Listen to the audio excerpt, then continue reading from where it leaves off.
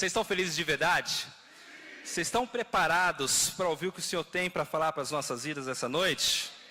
Uau, eu estou empolgado, porque, aleluia, glória a Deus, tem um amigo empolgado ali também, obrigado amigo, e eu nem paguei ele, viu? Valeu, mas depois o Samuel te paga um salgado, tá? Glória a Deus, é isso gente, eu já quero sem mais delongas, né, agradecer ao pastor pela confiança, ó. Glória a Deus, porque realmente estar aqui e entregar um microfone para falar e alimentar a igreja é uma responsabilidade. E eu subo aqui correndo, pulo, dou os recados, mas na hora de entregar a palavra, né, de realmente fazer isso, é uma responsabilidade, é algo que mexe com o nosso coração, mas eu estou muito feliz mesmo. Amém?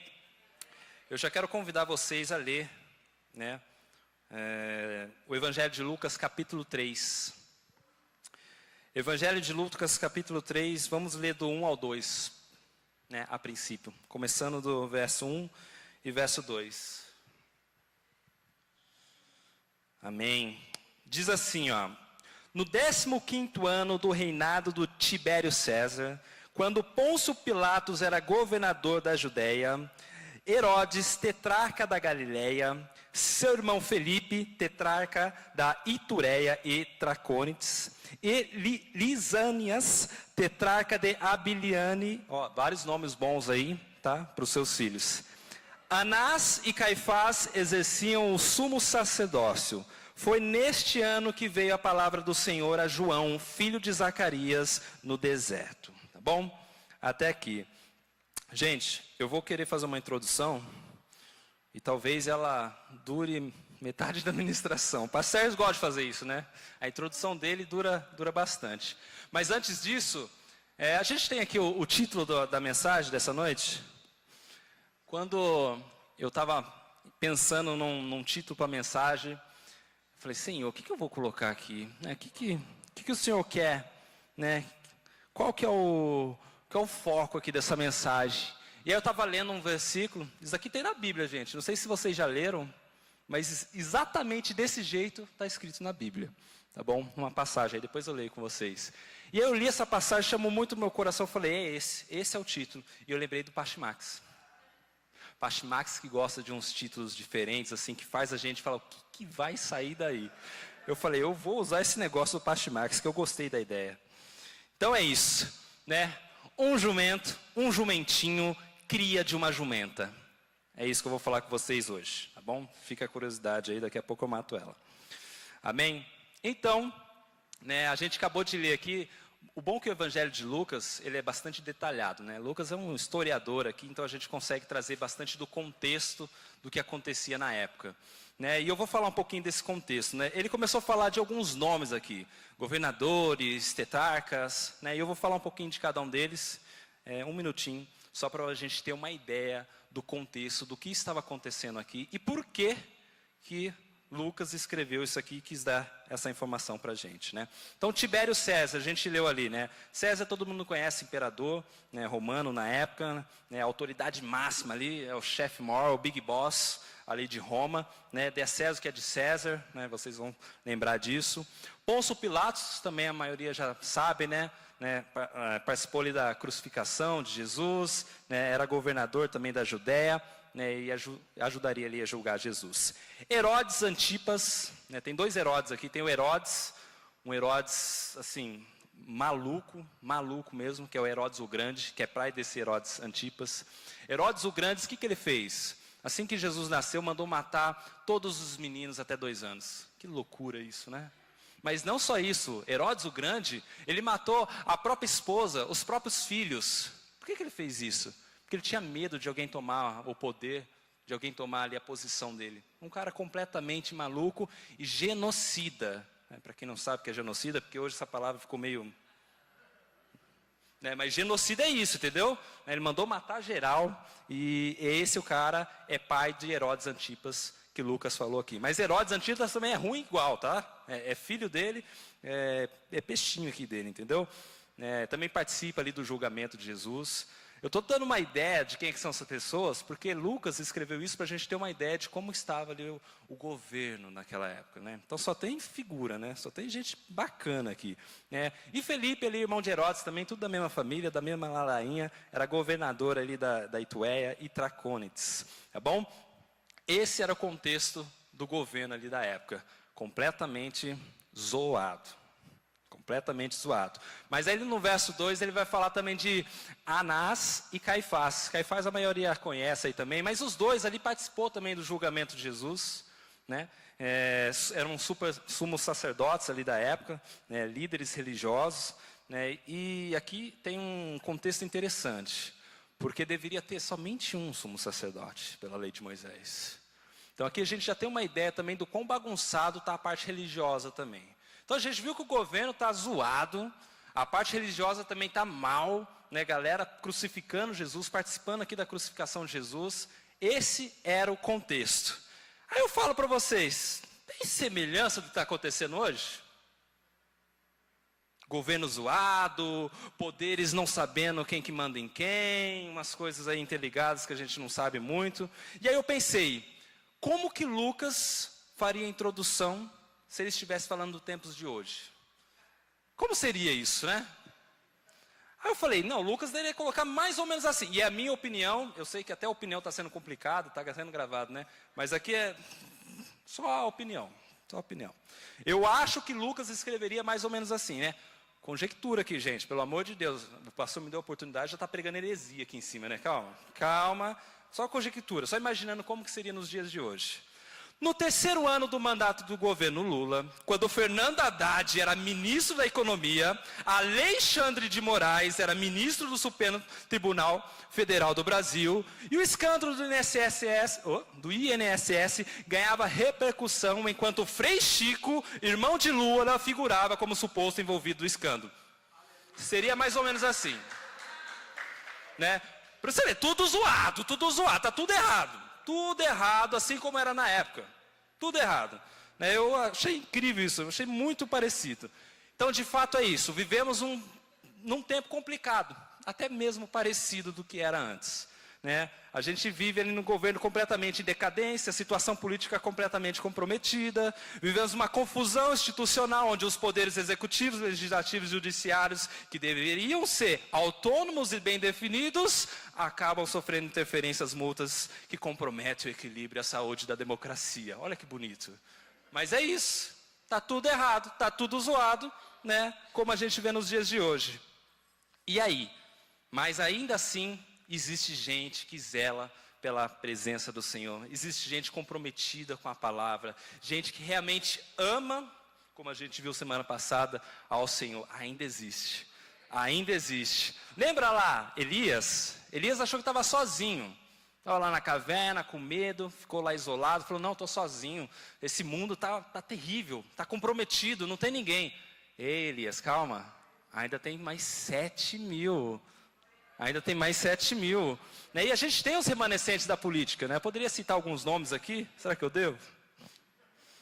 Pô, Nicolas, todo mundo gosta de Nicolas, Pô, Nicolas Ferreira, Ana Campagnolo, Tem uma galera boa aí, E Gustavo Gaia, gente fina, Mas eu não estou aqui para falar de política, gente. Eu estou aqui para falar para vocês de corações arrependidos. É disso que tem a ver um pouco o título também, tá bom? Mas isso é um pouco da introdução e eu quero fazer a introdução da introdução agora, tá? Eu cheguei na minha introdução aqui, mostrei mais ou menos como que estava, e está parecido com os dias de hoje, mas eu quero fazer uma introdução da introdução. Por quê? No verso de número 3, ainda no verso de número 2 de Lucas, que a gente acabou de ler, na segunda parte do verso, vai dizer assim, depois que ele faz essa introdução, governadores, Anás, Caifás, esse o sumo sacerdote, foi neste ano que veio a palavra do Senhor a João. Foi neste ano que veio a palavra do Senhor a João. Parece de repente assim, João nasceu, toda a história lá, e de repente veio a palavra do Senhor a João. E se a gente ler em Mateus capítulo 3, verso 1, vai dizer, naqueles dias, surgiu João. E se a gente for em Marcos 1:4, vai dizer, assim, surgiu João. Eu falei, não é possível. Não é possível. Surgiu João do nada? Como assim? A gente conhece um pouco da história do João, e eu quero fazer essa introdução da introdução. Como que surgiu João do nada assim, e veio uma palavra do Senhor para aquele tempo? Né? E essa é a introdução que eu quero fazer. 400 anos de silêncio. É o período intertestamental. Estou falando até bonito agora, né? Depois do último profeta profetizar ali no Antigo Testamento, Malaquias, houve ali um período de silêncio de Deus. Deus não falou mais. Foram 400 anos de silêncio, de apostasia, né? Até o próprio povo ali, judeu, fazia os rituais, os ritos ali, mas não tinha a presença do Senhor. O Senhor não falava mais. Era um tempo terrível, terrível, né? Mas mesmo assim, nesse tempo de silêncio, onde o Senhor não falava mais, ainda existiam os remanescentes. E os remanescentes aqui, depois de 400 anos de silêncio, de apostasia, sabe, as pessoas já estavam distantes de Deus, apareceu um casal, 2 casais na verdade, mas eu quero falar de um, né, que é Zacarias e Isabel. Num tempo como esse, bagunçado, governo bagunçado, né, alguns cristãos bagunçados, surgiu Zacarias e Isabel, íntegros, fiéis, que não se corromperam ao tempo, não se corromperam ao governo, não se corromperam, né, à estrutura religiosa, né, daquele tempo. Eram, sim, sacerdotes, e eles foram fiéis. A palavra do Senhor falou que eles eram íntegros, fiéis ao Senhor. E nesse tempo, Zacarias foi sorteado. Coincidência, né? Coincidência. Zacarias foi sorteado para, né, entrar no templo e oferecer o incenso.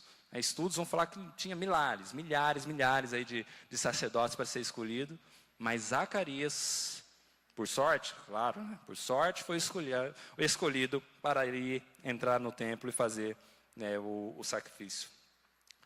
Não, claro que não, né? O Senhor escolheu ele a dedo, porque o Senhor tinha uma palavra para ele. O Senhor tinha uma palavra para ele, né? Enviou o anjo Gabriel para falar: Ei, o Senhor escutou a tua oração.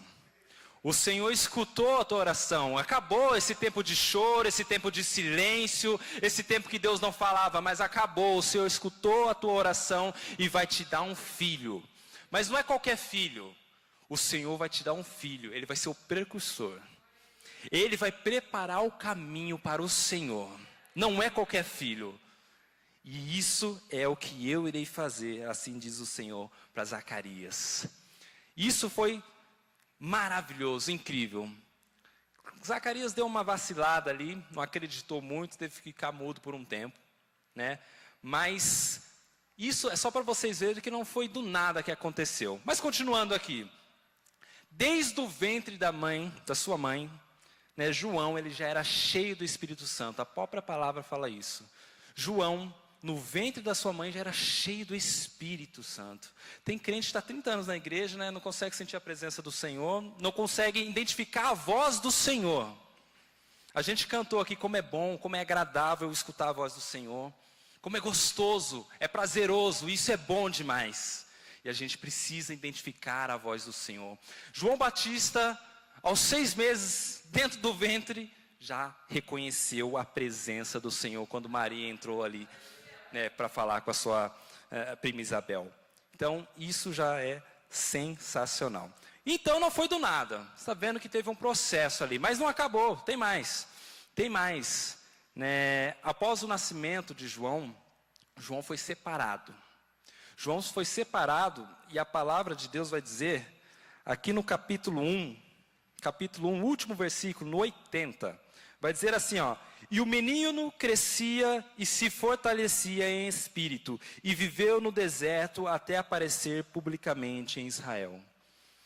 A gente lê isso várias vezes, né? Sobre crescer, se fortalecer, Jesus próprio, né? Sobre Jesus também a gente lê isso. E o menino crescia, se fortalecia, e foi viver no deserto até que pudesse se manifestar. E aqui eu termino mais ou menos a introdução da minha introdução. Quando começou o ministério de João Batista? Mais ou menos na época que começou o ministério de Jesus, né? Um pouco antes. Eles nasceram mais ou menos na mesma época. Jesus tinha 30 anos quando começou o ministério. Quanto tempo João Batista ficou no deserto, se preparando para o propósito dele? Mais ou menos 30 anos. Então esse surgimento de João não foi do nada. Não é que veio uma palavra do Senhor para João num certo dia do nada. Houve um processo ali. Houve um processo, os pais deles passaram por um processo, ele passou por um processo, se preparou durante 30 anos para exercer o propósito da vida dele, que era preparar o caminho para o Senhor. Que demais. Amém? Entenderam mais ou menos o que está acontecendo e até chegar aqui no início do ministério de João? Agora sim. Eu nem gastei tanto tempo assim, né? Foi menos que o pastor Sérgio. Agora sim, vamos para a palavra. A mensagem de João, arrependimento. Eu estou com uma responsabilidade hoje de pregar aquilo que João pregava. E falar sobre arrependimento. Logo após o pastor Sérgio pregar sobre amar Jesus com tudo que nós temos e somos. E agora sim eu quero continuar a ler o capítulo 3 de Lucas com vocês. Vamos ler agora do 3 ao 6. Amém? 3 ao 6 do capítulo 3 de Lucas. Ele percorreu toda a região próxima ao Jordão, pregando um batismo de arrependimento para o perdão dos pecados. Como está escrito no livro das palavras de Isaías o profeta: voz do que clama no deserto, preparem o caminho para o Senhor, façam veredas retas para ele. Todo vale será aterrado e toda montanha e colina niveladas. As estradas tortuosas serão endireitadas e o caminho acidentado aplanados. E toda a humanidade verá a salvação de Deus. Amém. O próprio profeta Isaías já profetizava muito antes do surgimento de João, né? Mas isso é só mais um detalhe. Ele percorreu toda a região próxima ao Jordão, pregando o batismo de arrependimento para perdão dos pecados. A mensagem de João era simples, clara e reta. Arrependei-vos. Essa era a mensagem de João. E esse foi o ministério de João. Preparar o coração das pessoas para que Jesus viesse logo após. Arrependei-vos. Arrependei-vos. Essa é a mensagem de João. E aí, a gente vai lendo aqui e vai tentar entender mais ou menos o que agora, na verdade, nem foi Lucas, mas o profeta Isaías escreveu, né? Voz do que clama no deserto, prepare o caminho para o Senhor e façam veredas retas. Veredas, caminhos, trilhos, estradas estreitas, retas, niveladas, corretas, sem desvios, sem obstáculos, né? Corações corrigidos, caminhos corrigidos, o abandono do pecado, tudo isso, veredas retas. Voltar à essência, ao primeiro amor, voltar a amar o Senhor e deixar de lado os nossos prazeres, pecados, tudo aquilo que desagrada ao Senhor, veredas retas.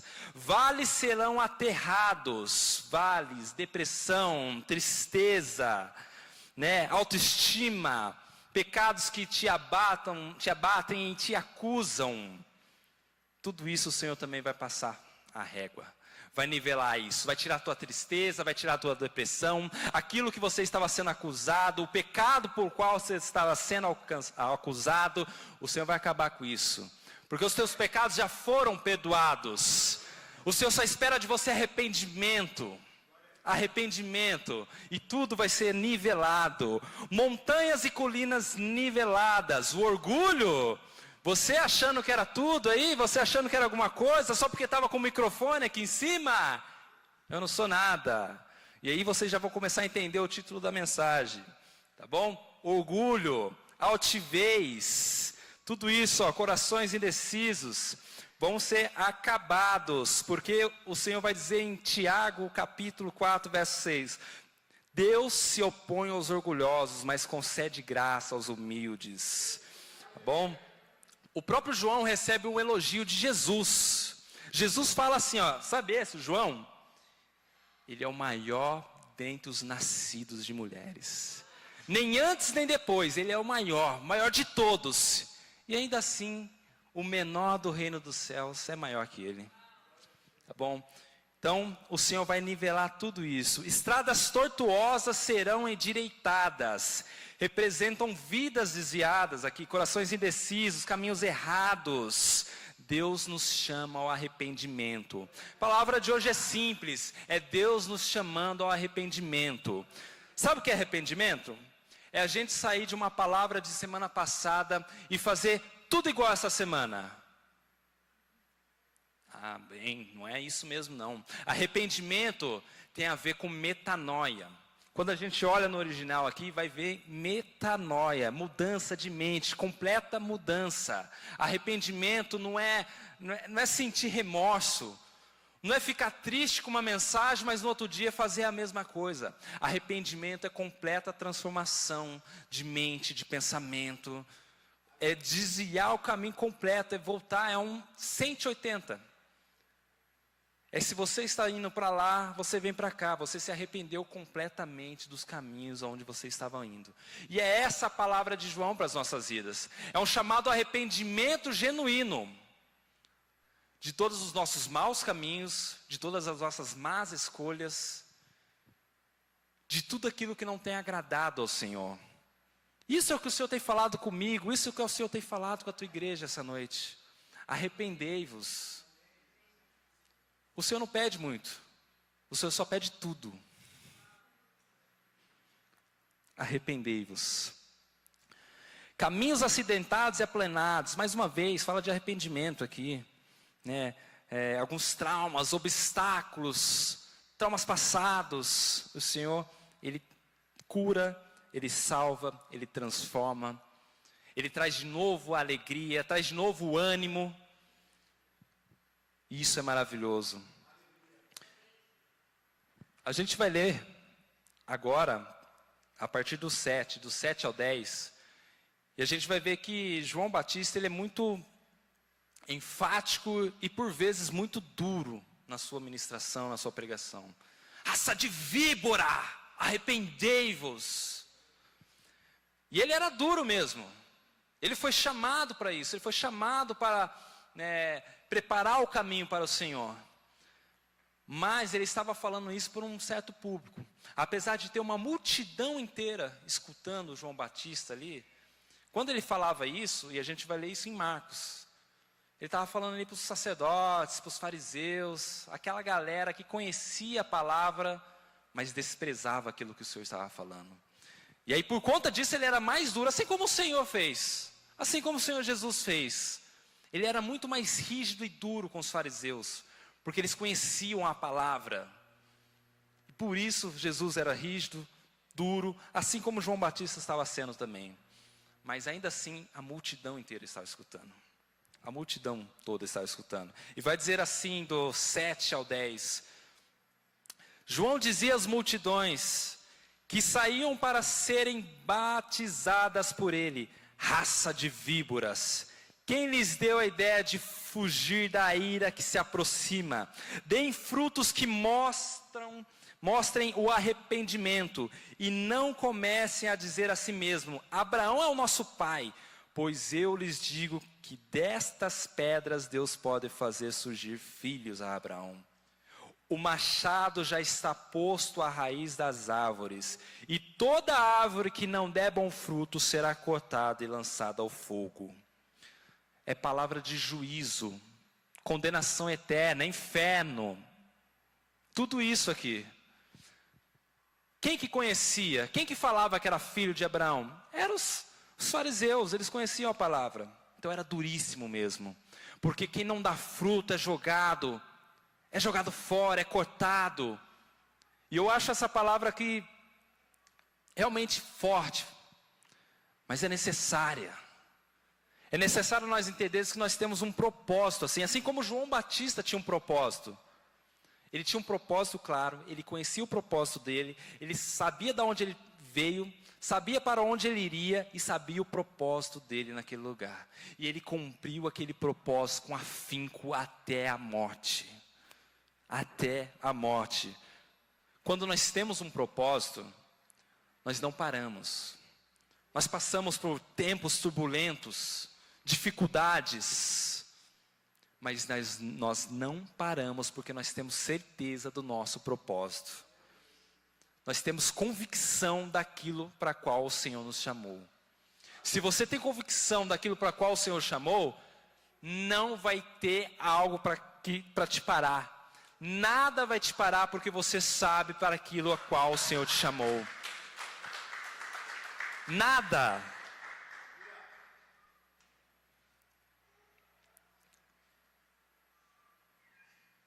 E aí no fim das contas, o povo começa a fazer questionamentos. Eu acho lindo isso. O povo questionando, né, João Batista lá. Entendi, eu tenho que mudar, eu tenho que me arrepender. Mas como que é isso então? Como fazer? O que eu faço? O que eu devo fazer? Então, João Batista, a multidão perguntava. E a resposta de João, a partir do 10 ali. Né, o que devemos fazer então? Perguntava a multidão. João respondia: quem tem 2 túnicas, reparte-as com quem não tem nenhuma. E quem tem comida, faça o mesmo. Alguns publicanos também vieram para serem batizados. Eles perguntaram: mestre, o que devemos fazer? Ele respondeu: não cobrem nada além do que lhes foi estipulado. Então alguns soldados lhe perguntaram: e nós, o que devemos fazer? Ele respondeu: não pratique extorsão, nem acuse ninguém falsamente. Contente-se com o seu salário. Olha o que devemos fazer. A gente podia resumir isso aqui em: seja generoso, seja honesto, seja justo. No seu trabalho, seja generoso, seja honesto, seja justo. Na tua casa, seja generoso, seja honesto, seja justo. Na igreja, seja generoso, seja honesto e seja justo. É isso que João Batista estava falando aqui. A gente pode resumir isso ainda mais. Ame ao Senhor. Obedeça os mandamentos do Senhor. A igreja não é lugar de pastor ficar mendigando dízimo. A ovelha precisa amar ao Senhor e obedecer ao Senhor. Weider, quem é você para estar falando essas coisas para mim? Eu sou apenas um jumento, um jumentinho, cria de uma jumenta, que carrega o Senhor Jesus. Eu ouvi isso lá em Milão, um pastor falando sobre algo parecido, sobre... Imagina aquele jumentinho na entrada triunfal do Senhor Jesus em Jerusalém, se achando todo, achando que estava abalando. Uau, as pessoas gritando, ovacionando ele. Uau, eu sou demais. Ele só era um jumento. Um jumentinho, cria de uma jumenta. Exaltado era o Senhor que estava acima dele. A glória é toda para o Senhor.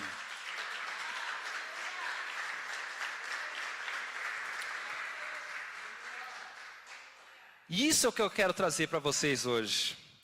Arrependei-vos e depois pregue o arrependimento. Arrependei-vos e depois seja o jumentinho, o jumentinho, cria de uma jumenta. E carregue o Senhor, carregue a palavra do Senhor, carregue a mensagem. Nós somos apenas o mensageiro, os mensageiros arrependidos, que entenderam o propósito, entenderam para qual nós somos chamados, e nos arrependemos dos nossos caminhos, e agora nós sim entendemos que nós precisamos pregar a mensagem. Sabe, é muito triste quando chega alguém aqui em cima e começa: ei, pelo amor de Deus, oferte na igreja. Nós precisamos terminar a copa para as pessoas serem servidas melhores. Só que nós não temos dinheiro, as pessoas não estão dizinando. Isso é muito chato. Pastor nenhum gosta de fazer isso. Líder nenhum gosta de fazer isso. O que nós gostaríamos mesmo é de uma igreja completamente arrependida, entendendo o propósito dela, o propósito para o qual o Senhor chamou. Nós não precisamos ficar aqui: ei, dizima, ei, vem para a igreja de domingo, ei, vem para o Life. Isso é mais que obrigação. Wader, eu venho para o Life, eu venho para a igreja, eu até sirvo aos domingos, Wader. É mais do que obrigação. Como que está agora o resto da semana? Você tem amado ao Senhor? Você tem renunciado ao pecado, à pornografia, renunciado aos flertes, renunciado ao jogo, filme, sei lá, qualquer coisa que tira o teu tempo com Deus? Você tem amado de fato ao Senhor? Ou você está brincando de ser crente? Eu não posso brincar de ser crente. Eu não posso chegar aqui e falar tudo isso e brincar de ser crente. Misericórdia, que o Senhor tenha perdão de mim. Me perdoe, Pai, mas eu não posso fazer isso e nós não podemos fazer isso. Nós temos uma mensagem, nós carregamos algo glorioso. É a palavra do Senhor. Sabe, a palavra do Senhor tem que estar dentro dos nossos corações e não sair em momento algum. É meditar na palavra de dia, de noite, de madrugada, de manhã, à tarde, o tempo todo meditar na palavra, escutar a voz do Senhor, ser justo, ser honesto, ser santo porque o Senhor é santo, obedecendo a palavra do Senhor lá no seu trabalho, lá na sua faculdade, na sua igreja, no lugar que você congrega, no lugar que você adora ao Senhor, em todo tempo, em todo lugar, a todo instante. Sejam santos porque eu sou santo. Arrependei-vos. Nós precisamos nos arrepender. Nós precisamos de metanoia. Nós precisamos de transformação completa. Não estamos aqui para brincar, isso é verdade. João Batista não estava brincando aqui. Sabe qual foi o fim de João Batista? Decapitado. Decapitado. Decapitado. O Herodes aqui que a gente leu na introdução, foi o que fez essa façanha. Porque Herodias pediu para ele um presente. Pediu a cabeça de João Batista. Esse foi o fim dele. Herodias ainda que era esposa de Filipe, irmão dele. Era uma bagunça louca assim. Terrível, terrível. E esse foi o fim de João. Mas João ele se abateu por isso. João ele se prostou ao governo da época. Ele se prostou à situação religiosa da época. Você acha que João não foi criticado pelas suas palavras duras? Por pegar arrependimento? Você acha que as pessoas, a maioria das pessoas gostam de ouvir sobre arrependimento? Infelizmente não. Mas sabe o que é incrível? O Espírito Santo convence as pessoas. Quando nós pregamos o arrependimento, quando nós pregamos a palavra do Senhor, não vai ser eu, não vai ser pastor, não vai ser ninguém que vai convencer ninguém. É o próprio Espírito Santo. Olha que legal aqui, seguindo essa passagem, a gente vai ver que João Batista, ele batiza Jesus. Que privilégio, que privilégio. Meu Deus. João Batista chega a dizer, Senhor, que isso? Eu preciso ser batizado por você. Mas Jesus falou, não, é necessário isso. É necessário. E aí no momento do batismo acontece algo assim, um espetáculo, um evento. É o Pai, o Filho e o Espírito Santo ali. E ali a gente entende que a gente chega até um certo ponto. Depois dali é com Jesus. Depois dali é o ministério de Jesus. Nós estamos aqui simplesmente para pavimentar o caminho do Senhor. Depois é o Espírito Santo que vai convencer, é o Senhor que vai salvar, vai transformar essas famílias. Nós só precisamos pavimentar o caminho, pavimentar os corações. Fale aquilo que o Senhor tem colocado no coração. Não deixa de entregar uma palavra, não deixa de pregar o Evangelho. Não deixa de viver o Evangelho. E não deixa de morrer se for necessário, como nós vimos semana passada. Isso é amar o Senhor. É um servo completamente arrependido, entendendo o seu propósito, pavimentando o caminho para o nosso Senhor. É um servo, é um jumentinho. Um jumento, jumentinho, cria de uma jumenta. Nós somos somente os jumentinhos, gente. Só um jumentinho. E o Senhor brilhando em cima de nós. Essa é a pergunta que o Senhor quer que nós façamos. O que devemos fazer? Aquela multidão perguntou para João Batista, o que devemos fazer, João, então? E eu quero te dar 30 segundos para pensar e fazer essa pergunta para o Senhor. Mas lembre-se, essa não vai ser uma pergunta retórica. É uma pergunta e você espera uma resposta do Senhor. E quando vir essa resposta, o Senhor espera uma resposta de você. Porque Ele vai te falar o que você deve fazer. E Ele vai esperar uma resposta, já que agora você sabe. Agora você já não é mais inocente. O Senhor te falou o que precisa ser feito. O Senhor já te falou o pecado que você precisa deixar. O Senhor já te falou as pessoas que você precisa investir. O Senhor já te falou que você precisa abrir a tua casa. Então, ao fazer essa pergunta ao Senhor, espere uma resposta de Deus.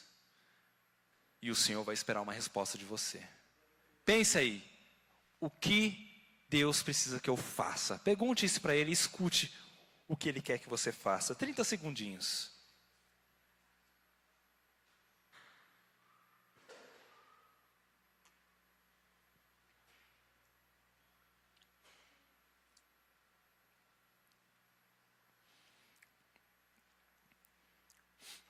Amém. Que possamos ser obedientes à Tua palavra, Pai. E possamos ser sensíveis para ouvir a Tua voz, ouvir o Teu Espírito Santo e ser obedientes para cumprir aquilo que o Senhor nos chamou a viver. E para a gente já caminhar para o fim, vamos continuar aqui a partir do verso 15. O povo estava em grande expectativa, questionando em seu coração se acaso João não seria o Cristo. João respondeu a todos: eu batizo com água, mas virá alguém mais poderoso do que eu, tanto que não sou digno nem de desamarrar as correias das suas sandálias. Ele os batizará com Espírito Santo e com fogo. E ele traz a pá em sua mão, a fim de limpar a sua eira e juntar o trigo em seu celeiro. Mas queimará a palha com fogo que nunca se apaga. E com muitas outras palavras, João exortava o povo e lhe pregava as boas novas. E com grandes expectativas, questionaram a João: ei, João, será você o Cristo? Eu acho lindo isso. João ali poderia ser um burro exaltado, falando: é minha hora agora, hein? Vou falar que sou eu, todo mundo já está achando que sou eu mesmo. Mas João tinha um propósito claro ali. Ele só veio pavimentar, só preparar o caminho para o Senhor. E aí ele responde: ei, eu batizo vocês com água, mas virá um muito maior do que eu, que batizará com Espírito Santo e com fogo. Eu não sou digno nem de desatar sandálias. Quem fazia isso eram os escravos. Nem isso eu sou digno de fazer com ele. Olha que João fala também no Evangelho de João 3, 29 e 30. A noiva pertence ao noivo. O amigo que presta serviço ao noivo e que atende, que ouve, enche-se de alegria quando ouve a voz do noivo. Esta é a minha alegria, que agora se completa. É necessário que ele cresça e que eu diminua. É necessário que o Senhor cresça e eu diminua. É necessário que eu seja um jumento, um jumentinho, cria de uma jumenta, para que o Senhor cresça. Essas são as palavras de João.